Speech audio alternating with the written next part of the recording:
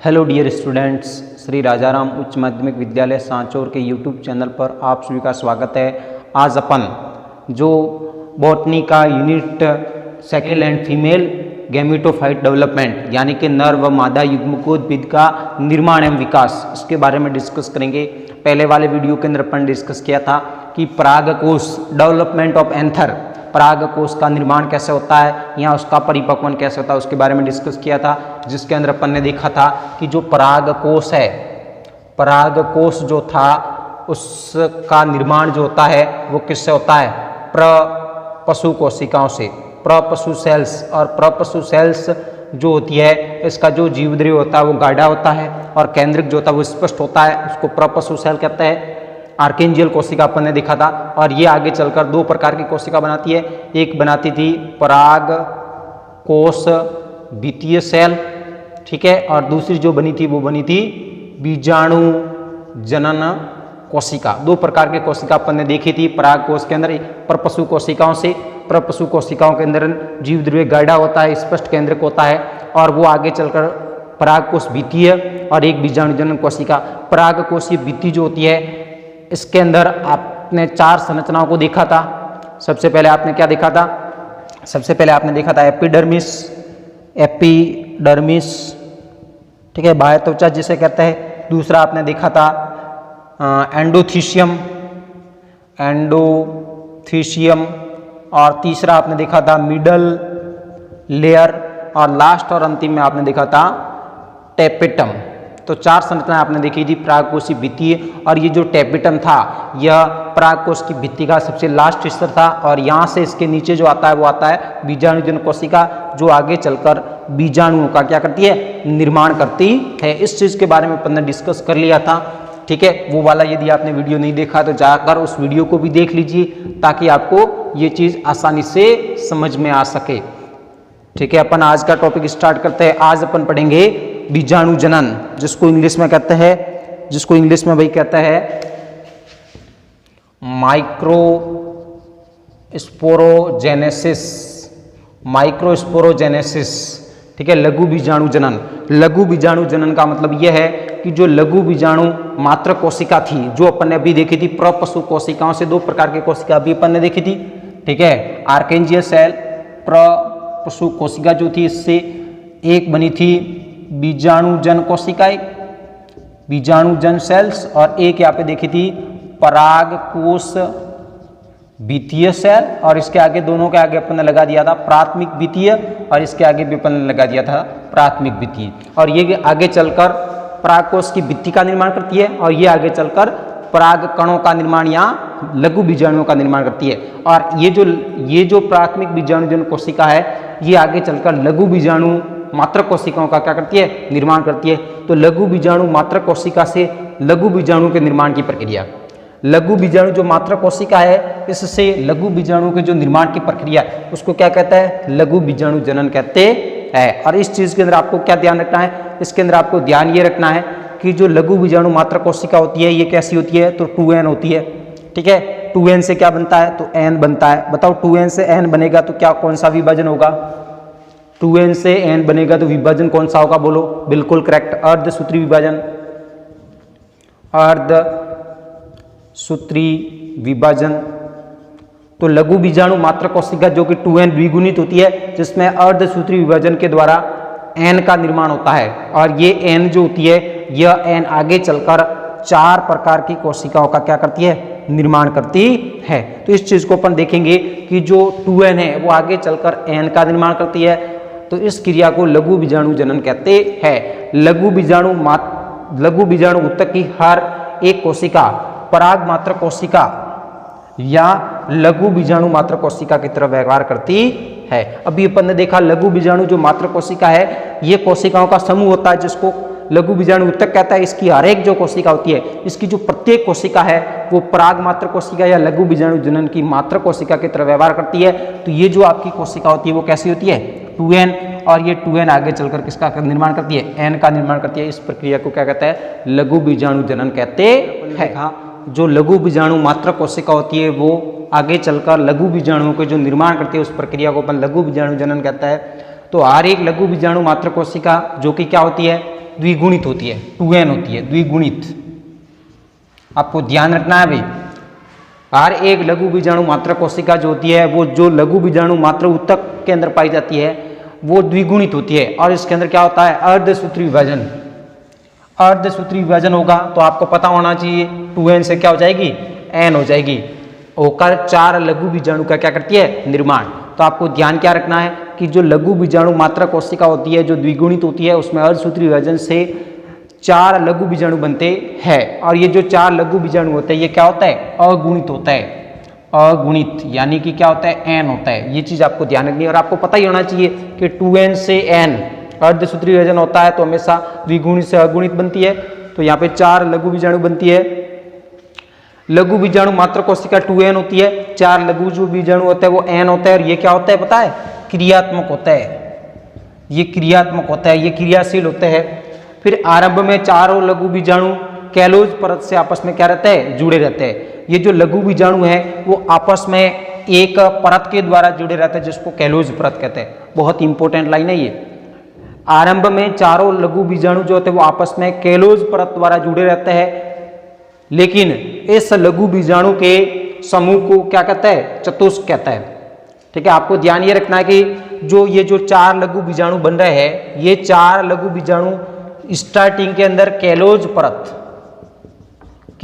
परत से आपस में क्या रहते हैं, जुड़े हुए रहते हैं, आपस में कैलोज परत से जुड़े रहते हैं। इस कैलोज परत में आपस में जुड़े होने के कारण इस अवस्था को क्या कहते हैं, चतुष्क कहते हैं। अब आपको पता है 4 लघु बीजाणु, इसलिए इस अवस्था को क्या कहते हैं, चतुष्क कहते हैं। तो आरंभ में चारों लघु बीजाणु कैलोज परत से आपस में जुड़े रहती है। इस लघु बीजाणुओं के समूह को क्या कहता है, टेट्राल कहते हैं। और ये टेट्राल लगभग 5 प्रकार का होता है, अभी अपन देखेंगे। ये जो टेट्राल होता है ये 5 प्रकार का होता है। कुछ समय पश्चात कैलोज परत को कैलेज एंजाइम तोड़कर या अपघटित कर देता है। कुछ समय पश्चात ये जो लघु बीजाणु है, इस लघु बीजाणु के अंदर जो कैलेज परत है, इस परत को तोड़ने के लिए एक एंजाइम आता है जिसका नाम है कैलेज एंजाइम। और ये कैलेज एंजाइम कहाँ से आता है, तो आपको ध्यान रखना है, टैपेटम से आता है। और टैपेटम की जो स्रावी कोशिका होती है, उस स्रावी कोशिकाओं से कैलेज एंजाइम तोड़कर इसको क्या कर देगा, अपघटित कर देगा। अब आपको ध्यान ये रखना है कि सबसे पहले तो इसके अंदर क्या था, कैलोज परत थी। तो कैलोज परत के कारण ये आपस में बंधे हुए थे। जैसे ही कैलेज एंजाइम इसको अपघटित कर देगा तो ये जो लघु बीजाणु ये क्या हो जाएंगे, पृथक हो जाएंगे, यानी कि पृथक यानी कि मुक्त हो जाएंगे। और इसकी संरचना कैसे हो जाएगी, गोलाकार हो जाएगी। और इस गोलाकार संरचना को क्या कहता है, पराग कण कहते हैं। इस संरचना को कहते हैं पराग कण कहते हैं। पोलन ग्रेन्स जो लघु बीजाणुओं में स्वतंत्र बिखरे रहते हैं। लघु बीजाणुओं के अंदर पराग कण स्वतंत्र अवस्था में बिखरे रहते हैं। क्यों? क्योंकि इसके अंदर पाए जाने वाली कैलोज परत को कैलेज एंजाइम जो कि टैपेटम की स्रावी कोशिकाओं से आता है उसको अपघटित कर देता है, जिससे इसकी संरचना गोलाकार हो जाती है, जिस कारण परागकण का निर्माण हो जाता है। और ये क्या रहता है, पृथक रहते हैं। अब आपको लघु बीजाणु जो है, 4 जो लघु बीजाणु है, इसकी अवस्था कैसी है भाई, चतुष्क के रूप में पाई जाती है। चतुष्क का मतलब है टेट्राल। ये हमेशा 4 के समूह के अंदर होती है, लेकिन कई बार अपवाद के अंदर मिलता है कि जो लघु बीजाणु है वो 4 अवस्थाओं के अंदर न बनकर इसके अंदर बहुत सारे लघु बीजाणु बन जाता है। उस अवस्था को कहते हैं बहुबीजाणुता। ठीक है, बहुबीजाणुता अपन देखेंगे। तो ये चीज आपको ध्यान रखनी है। अपन देखते हैं चतुष्क प्रकार के हैं। सबसे पहले चतुष्फलकीय चतुष्क, फिर समद्विपार्श्विक, फिर टी आकार का, फिर क्रॉसित और फिर रैखिक चतुष्क। इसके अंदर आपको ध्यान ये रखना है कि चतुष्फलकीय जो चतुष्क होता है, इस चतुष्फलकीय चतुष्क के अंदर सबसे पहले क्या होता है कि चतुष्फलकीय चतुष्क के अंदर अभी अपन ने देखा कि इसके अंदर जो लघु बीजाणु होता है, इसके अंदर 4 प्रकार के लघु बीजाणु दानियां होती है। इसके अंदर इसकी जो संरचना को आप देखोगे तो इसकी संरचना कुछ आपको इस प्रकार से दिखेगी। इसकी संरचना को यदि आप देखोगे तो इसकी संरचना इस प्रकार से दिखेगी। ठीक है, इसके अंदर एक ये हो गया लघु बीजाणु माइक्रोस्कोपोर, दूसरा और तीसरा, 3 लघु बीजाणु इस प्रकार से दिखेंगे। और इसके अंदर जो सबसे पहले इसके अंदर क्या होगा कि इसके अंदर 3 तो आपको यहां दिखेंगे और एक कहां दिखेगा, इसके पीछे की ओर। अर्थात यहां पे क्या होता है पता है, इसमें सबसे पहले कैरियोकाइनेसिस होता है, केंद्रक विभाजन होता है। केंद्रक विभाजन फर्स्ट, मान लो ये केंद्रक है, ठीक है, ये कोशिका ही है ऐसे समझ लो, और कोशिका में क्या केंद्रक है। ये आगे चलकर इसमें क्या होता है एक कोशिका के अंदर कितने केंद्रक बन जाते हैं? 2 केंद्रक। सबसे पहले क्या होता है? K1 कैरियोकाइनेसिस, केंद्रक विभाजन होता है, 2 केंद्रक बन जाते हैं। और केंद्रक विभाजन के बाद कोशिका द्रव्य विभाजन नहीं होगा और आगे चलकर क्या हो जाएगा? इस एक केंद्रक से 2 केंद्रक हो जाएगा और कैरियोकाइनेसिस सेकंड के द्वारा एक केंद्रक से 2 केंद्रक और ऐसे करके यहाँ पे कितने केंद्रक बन जाएंगे? 4 केंद्रक बन जाएंगे। और 4 केंद्रक जैसे बनेंगे तो ये आगे चलकर यहाँ पे संरचना बन जाएगी भाई कुछ इस प्रकार से संरचना बन जाएगी। और यहाँ पे क्या बन जाएगा? एक कोशिका ये, दूसरी ये, तीसरी ये। फिर क्या हो जाएगा? सबसे पहले क्या हो जाएगा? कैरियोकाइनेसिस फर्स्ट हो गया, ठीक है, केंद्रक का विभाजन हो गया, 1 से 2 केंद्रक हो गए। फिर केंद्रक विभाजन सेकंड। केंद्रक विभाजन फर्स्ट के बाद कभी भी कोशिका द्रव्य विभाजन नहीं होता है, कोशिका भित्ति का विभाजन नहीं होता है। फिर यहाँ से K2 हो जाएगा, K2 हो जाएगा जैसे ही तो 4 केंद्रक बन जाएंगे। एक केंद्रक कहाँ होगा? पीछे की ओर। और फिर लास्ट में क्या हो जाएगा? कोशिका झिल्ली का विभाजन, ये जो कोशिका भित्ति है इसका विभाजन हो जाएगा और आगे चलकर ये संरचना ऐसे बन जाएगी। अभी ये देखा, ऐसी संरचना बन जाएगी और इसके अंदर आपको एक केंद्रक कहाँ दिखेगा? पीछे की ओर। 3 आगे की ओर दिखते हैं, एक पीछे की ओर दिखता है। ये आपका हो जाएगा चतुष्फलकीय संरचना। और ये जो चतुष्फलकीय संरचना आपको दिखेगी, ये किसके अंदर दिखेगी? डाइकोट्स के अंदर। ये किसकी विशेषता है? डाइकोट्स की विशेषता है, द्विबीजपत्री पादपों की विशेषता है। और द्विबीजपत्री पादपों के अंदर आपको ध्यान रखना है लघु बीजाणु होता है, उसमें 3 लघु बीजाणु आगे की ओर, एक पीछे की ओर, जिसमें एक का सबसे पहले केंद्रक विभाजन फर्स्ट, फिर सेकंड, फिर कोशिका द्रव्य विभाजन होता है। ऐसी संरचना आपको देखने को मिलेगी। उसके बाद फिर दूसरा हो जाएगा समद्विपार्श्विक। समद्विपार्श्विक के अंदर क्या होगा भाई? समद्विपार्श्विक के अंदर क्या हो जाएगा भाई? इसके अंदर सबसे पहले आपको ध्यान रखना है, मान लो ये एक कोशिका है, ये कोशिका जो होगी इसमें सबसे पहले क्या होगा? K1 केंद्रक विभाजन होगा, कैरियोकाइनेसिस फर्स्ट होगा। K1 केंद्रक का विभाजन फर्स्ट होगा, तो इससे 2 केंद्रक बन गए, ठीक है, सबसे पहले और दूसरा। फिर क्या हो जाएगा? फिर कोशिका द्रव्य विभाजन होगा, फिर हो जाएगा C1 साइटोकाइनेसिस। और साइटोकाइनेसिस जैसे होगा तो इस यहाँ पे 2 कोशिकाएं बन जाएगी, एक केंद्रक हो जाएगा और दूसरा केंद्रक, ठीक है। और फिर क्या हो जाएगा? फिर आगे चलकर वापस K2 हो जाएगा, केंद्रक विभाजन। केंद्रक विभाजन जैसे होगा तो ऊपर वाला जो ये केंद्रक 1 है, ये आगे चलकर 2 केंद्रक बना लेगा, इससे दूसरा केंद्रक बन जाएगा, ठीक है। उसके बाद फिर क्या हो जाएगा? C2 cytokinesis second. और जैसे साइटोकाइनेसिस सेकंड होगा तो यहाँ से आपके ऐसे संरचना आपको देखने को मिलेगी, 1 2 3 और 4 लघु बीजाणुधानी बन जाएगी। तो ये हो जाएगा समद्विपार्श्विक। इसमें चारों के चारों लघु बीजाणु एक ही परत से दिखाई देते हैं। और ये जो विशेषता ये किसकी है? मोनोकोट की विशेषता है। ये आपके मोनोकोट की विशेषता हो जाएगी, एक बीजपत्री पादपों की विशेषता ये हो जाएगी।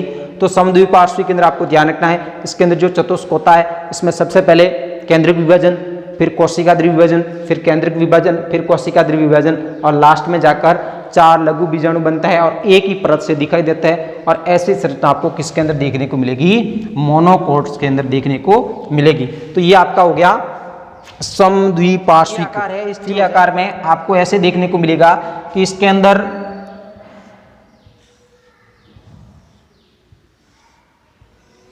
इस प्रकार से लघु बीजाणुधानियां दिखाई देगी, ठीक है। इसके अंदर 2 तो आपको 2 लघु बीजाणु लंबवत रूप से और 2 आपको कैसे दिखाई देंगे? अनुप्रस्थ। 2 लंबवत और 2 क्या होता है? अनुप्रस्थ। इसके अंदर 2 लघु बीजाणु जो होते हैं वो अनुप्रस्थ रूप से दिखाई देते हैं नीचे की ओर, और 2 होते हैं वो लंबवत दिखाई देते हैं। इसको कहते हैं टी आकार का उदाहरण वो है एरिस्टोलोकिया। इसका जो उदाहरण वो क्या है? एरिस्टोलोकिया। तो ये आपका टी आकार का चतुष्क हो गया, जिसमें 2 लघु बीजाणु लंबवत रूप से ऊपर की ओर, 2 जो होता है वो अनुप्रस्थ रूप से नीचे की ओर दिखाई देता है। इसका उदाहरण वो है एरिस्टोलोकिया। फिर हो जाएगा क्रोशित। अब अपन क्रोशित को देखते हैं कि क्रोशित जो है, इस क्रोशित में क्या होता है भाई? क्रोशित के अंदर क्या होता है भाई? लंबवत रूप से। इसके अंदर क्या होता है? इसके अंदर ये होता है कि भाई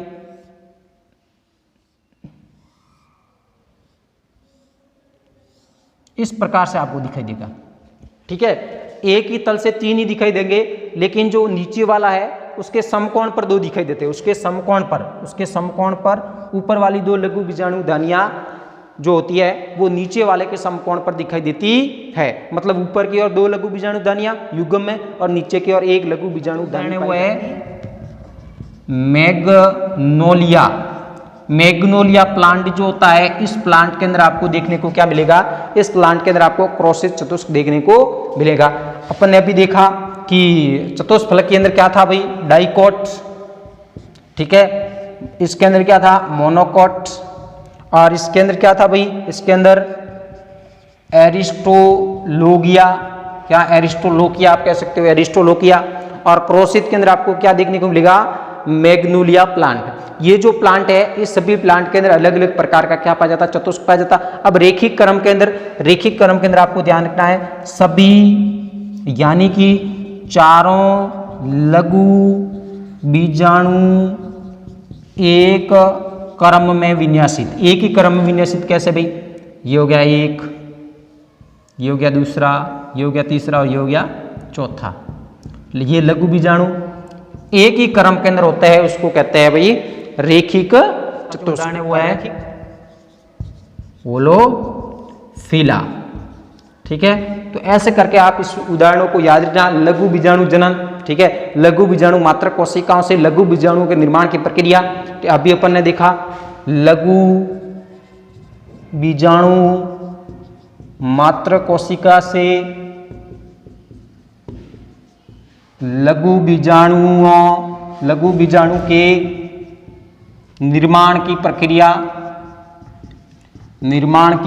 क्या कहलाती है, लघु बीजाणु जनन कहलाती है। और लघु बीजाणु जनन के अंदर ये जो लघु बीजाणु मात्र कोशिका ये 2n होती है और इससे लघु बीजाणु बनते हैं जो कि n होता है। और कितने बनते हैं, तो 4 बनते हैं। और 4 किस रूप में दिखाई देते हैं, तो चतुष्क के रूप में दिखाई देते हैं। और ये जो चतुष्क अवस्था ये 5 अवस्थाओं के अंदर पाई जाती है। सबसे पहले चतुष्फलकीय चतुष्क, जिसके अंदर चतुष्फलकीय चतुष्क के अंदर भाई अपन ने देखा कि जो चतुष्क है, लघु बीजाणु है, उसके अंदर 3 तो आगे से एक ही तल से दिखाई देते हैं और एक पीछे की ओर दिखाई देता है। इसके अंदर सबसे पहले केंद्रिक विभाजन फर्स्ट होता है और फिर केंद्रिक विभाजन के बाद कोशिका द्रव्य विभाजन नहीं होता है, फिर केंद्रिक विभाजन सेकंड हो जाता है, फिर कोशिका द्रव्य विभाजन होता है। ऐसे करके यहाँ पे चतुष्फलक की अवस्था बनती है और ये पाया जाता है डाइकोट्स के अंदर। फिर अपन ने समद्विपार्श्विक चतुष्क देखा, मोनोकोट्स के अंदर पाया जाता है। इसके अंदर क्या होता है, इसके अंदर सबसे पहले उत्तरोत्तर विभाजन होता है। उत्तरोत्तर विभाजन कौन सा विभाजन होता है, उत्तरोत्तर विभाजन। और इस उत्तरोत्तर विभाजन के अंदर सबसे पहले केंद्रिक विभाजन, फिर कोशिका द्रव्य विभाजन, फिर केंद्रिक विभाजन, फिर कोशिका द्रव्य विभाजन। ऐसे करके 4 ही जो कोशिका होती है वो एक ही तल से दिखाई देती है। यहाँ से आपको ऐसे दिखाई देने को मिलेगा, वो समद्विपार्श्विक हो जाएगा। और ये मोनोकोट्स की विशेषता है। फिर टी आकार का, एरिस्टोलोकिया के अंदर पाया जाता है टी आकार का, जिसके अंदर आपको 2 तो ऊपर की ओर दिखाई देगा, एक नीचे की ओर, ठीक है। 2 ऊपर आपको लंबवत और 2 अनुप्रस्थ रूप से दिखाई देते हैं। क्रोसित के अंदर आपको 2 ऊपर और एक नीचे वाले जो होते हैं उसके ऊपर वाले समकोण पर दिखाई देते हैं। इसका उदाहरण है मैग्नोलिया। और रेखिक क्रम के अंदर सभी एक ही क्रम के अंदर पाए जाते हैं। इसका उदाहरण है होलोफिला। ऐसे करके ये आपके लघु बीजाणुओं के अंदर बनने वाले टेट्राइड की संरचना है। अब अपन देखेंगे कि एक परागकण होता है। अभी अपन ने देखा था परागकणों का जो निर्माण होता है वो कैसे होता है। तो परागकण जो होता है वो लघु बीजाणु दानी जो होती है इसके मध्य पाए जाने वाली जो कैलोज परत है उसके फटने से परागकण बनते हैं। अभी अपन ने देखा कि जो परागकण होते हैं, परागकण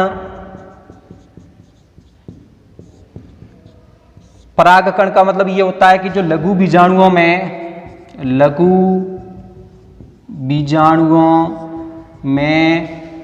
कैलोज परत के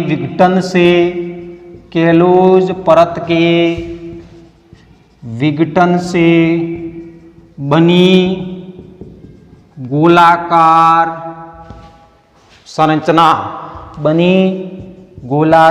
संरचना जिसमें लघु बीजाणु स्वतंत्र रूप से बिखरे रहते हैं। स्वतंत्र रूप से क्या रहता है, बिखरे रहते हैं। और इस स्वतंत्र रूप से बिखरी अवस्था को क्या कहता है, परागकण कहते हैं। जनन के अंदर आपको एक परागपिंड, एक विशेष प्रकार की टर्मिनोलॉजी आती है जिसको कहता है परागपिंड या पोलेनियम। पोलेनियम क्या होता है, तो अभी अपन ने देखा था कि जो लघु बीजाणु होता है, लघु बीजाणुओं में कैलोज परत के विघटित होने से ये जो लघु बीजाणुओं में कैलोज परत है वो विघटित हो रही है। किसके द्वारा विघटित होती है, तो कैलेज एंजाइम के द्वारा। और कैलेज एंजाइम कहाँ से आता है भाई, टेपिटम से, ठीक है, टेपिटम से आता है। तो लघु बीजाणुओं में कैलोज परत के विघटन से लघु बीजाणु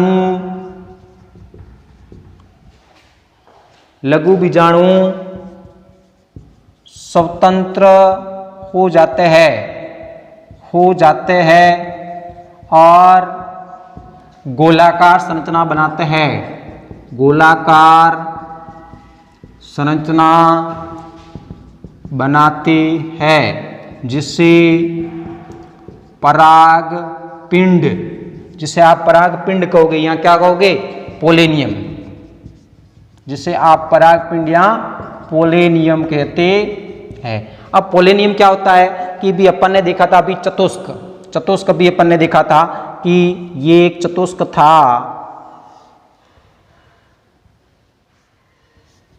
अभी अपन ने एक चतुष्क को देखा था और चतुष्क के अंदर आपने इस प्रकार से संरचना को देखा होगा। ये चतुष्क है, इसके मध्य क्या होता है, कैलोज परत होती है। और कैलोज परत जैसे यहाँ से विघटित हो जाएगी तो इसका आकार कैसा हो जाएगा, गोलाकार हो जाएगा। और इस गोलाकार संरचना को क्या कहता है, पोलेनियम या पराग पोलेनियम कहते हैं। और गोलाकार संरचना को क्या कहता है भाई, संरचना को कहते हैं परागकण। तो ये जो गोलाकार संरचना बन रही है इसको परागकण कहते हैं। और परागकण होते हैं वो लघु बीजाणु के अंदर क्या हो जाता है, स्वतंत्र हो जाते हैं। इस अवस्था को क्या कहते हैं, पोलेनियम कहता है। और ये जो पोलेनियम है ये किस में पाया जाता है, आक एवं कुछ आर्किड्स, इसके अंदर ये पाया जाता है। इसके अंदर आपको देखने को मिलेगा ऐसे भाई, ये आपके परागकण हो जाएंगे। इसके अंदर ऐसे परागकण बिखरे रहते हैं, अभी स्वतंत्र अवस्था के अंदर रहते हैं। ये परागकण है, स्वतंत्र अवस्था के अंदर होता है। यहाँ पे भी परागकण होते हैं और इस संरचना को कहते हैं परागपिंड या इसको कहते हैं पोलेनियम। तो आपको ध्यान ये रखना है कि जो पोलेनियम होता है ये पोलेनियम आग के अंदर पाया जाता है और इसके मध्य जो कैलोज परत है इसके विघटित हो जाने से गोलाकार संरचना बन जाती है, जिसके कारण जो परागकण होते हैं वो लघु बीजाणु धानी के अंदर क्या हो जाता है, स्वतंत्र हो जाते हैं। इस स्वतंत्र अवस्था को पोलेनियम कहते हैं। अब अपन पढ़ेंगे भी एक विशेष प्रकार के टॉपिक को जो है आपके परागकोश स्फुटन। परागकोश स्फुटन, परागकोश स्फुटन, परागकोश स्फुटन। परागकोश स्फुटन का मतलब ये हो जाएगा कि जो परागकोश है, जैसे ही परिपक्व, यहां पे मैं लिख सकता हूं परिपक्व परागकोश में से, परिपक्व परागकोश में से पराग कणों का बाहर निकलना, परिपक्व परागकोश में से पराग कणों का बाहर निकलना। जैसे ही परागकोश परिपक्व हो जाएगा और उसके अंदर क्या बन जाएंगे, परागकण बन जाएंगे। तो जैसे परागकण बनेंगे तो परागकण क्या हो जाएंगे, वो अंदर से एक फोर्स लगाएंगे जिसको अटेंशन या तनाव बल कहते हैं, जिसके द्वारा परागकण होते हैं वो क्या जाता है, बाहर आ जाते हैं। इस क्रिया को क्या कहते हैं, परागकोश स्फुटन कहते हैं। यहां मैं कह सकता हूं परिपक्व परागकोश का स्फुटित होना क्या कहलाता है, परागकोश स्फुटन कहलाता है। ये स्फुटन, दूसरा है लंबवत, तीसरा है छिद्रिमय और चौथा है कपाटीय। 4 प्रकार के स्फुटन है। अनुप्रस्थ स्फुटन का मतलब ये होता है कि जो परागकोश की जो पालियां हैं, परागकोश की पालियां अनुप्रस्थ रूप से स्फुटित होती है, अनुप्रस्थ रूप से स्फुटित होती है। अनुप्रस्थ रूप से कैसे भाई? ये मान लो आपके परागकोश है, इसकी पहली पाली, दूसरी पाली, 2 पालियां है।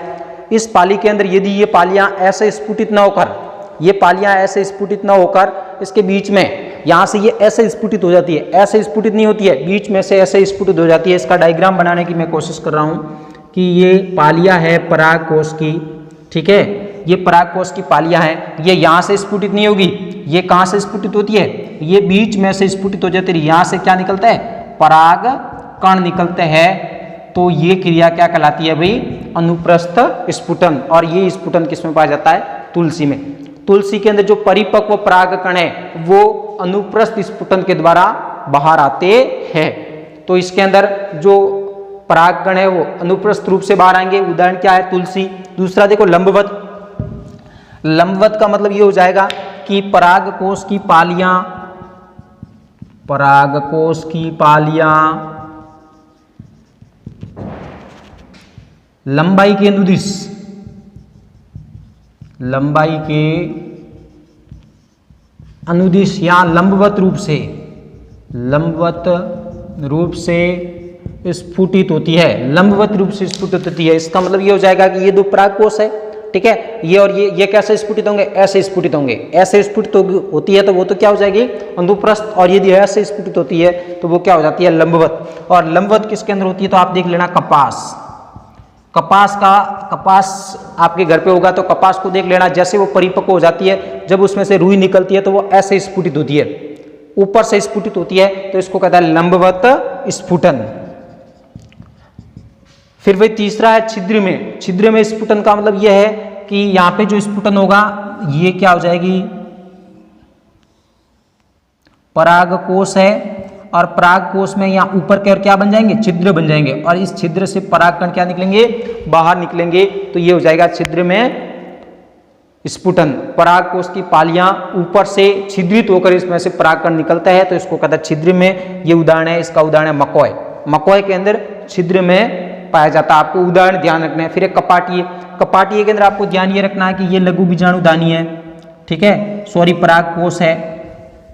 परागकोश की पहली पाली ये हो जाएगी, दूसरी पाली ये हो जाएगी, और इस दोनों पालियों के अंदर यहाँ से क्या बन जाएंगे? कपाट बन जाएंगे। यहाँ से ऐसे कपाट बन जाएंगे और कपाट बाहर की ओर निकल जाएंगे, और कपाट बाहर की ओर निकलने से यहाँ से क्या निकल जाएंगे? पराग कण बाहर निकल जाएंगे। यहाँ से पराग कण बाहर की ओर क्या हो जाएंगे? स्फुटित हो जाएंगे। तो इसको कहता है कपाटीय। और कपाटीय का जो उदाहरण है वो है बारबेरी। ऐसे करके ये आपके अंदर प्रश्न आपको देने पड़ेंगे।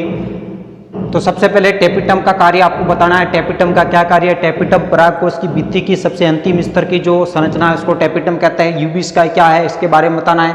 पोलेनियम को उदाहरण सहित आपको समझाना है। बहु बीजाणुकता किसे कहता है इसको आपको समझाना है। धतूरे में कैसा स्फुटन पाया जाता है, तो धतूरे के अंदर कौन सा परागकोश स्फुटन पाया जाता है। अभी अपन ने 4 प्रकार का पढ़ा था। परागकोश स्फुटन में सहायक परत कौन सी है? जो परागकोश की 4 परतें थी अपन ने, एपिडर्मिस और दूसरी थी एंडोथीसियम, मिडल लेयर और टेपिटम, उसमें से कौन सी परत सहायक होती है वो आपको बताना है। पुष्प क्या है? पहले यूनिट में से है। अनिषेक बीजता समझाइए। पहले यूनिट में से प्रश्न आपको सभी को करना है। संयोजी क्या है? प्रपशु कोशिकाएं किसे कहोगे? ठीक है। परागकोश भित्ति में 4 स्तरों के नाम बताइए। कैलोज परत क्या है? कैलेज एंजाइम कहाँ से स्त्रावित होता है? स्त्रावित कहाँ से होता है ये आपको बताना है। इसका क्या कार्य ये भी बताना है। कंदीय मूल के उदाहरण बताने हैं। कंदीय मूल के उदाहरण बताना है। कंदीय तना जो आलू है, मूल के उदाहरण आपको बताने हैं। पत्थर चट्टा में कायिक जनन कैसे होता है। इस 15 प्रश्नों को आप प्रैक्टिस करना। और भी आपको प्रश्न मिलते हैं उसकी आप प्रैक्टिस करते रहना।